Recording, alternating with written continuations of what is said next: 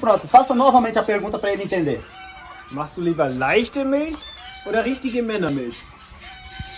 Ai, que lascado que porra pro inferno, porra. Aí você não sabe o que ele tá perguntando. E será que porra é que ele tá falando? Ele tá perguntando o seguinte, ele tá perguntando se você, já que você toma leite, se você toma leite desnatado ou você toma leite de macho.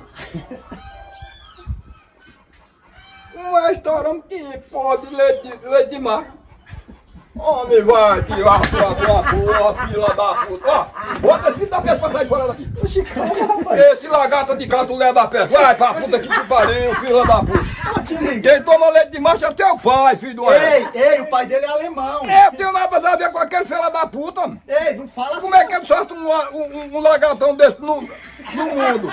Como é desse filho da puta vir fazer dessas perguntas? Ai, pra puta que pariu, arrombado. Eu não quero nem conversar com essa porra.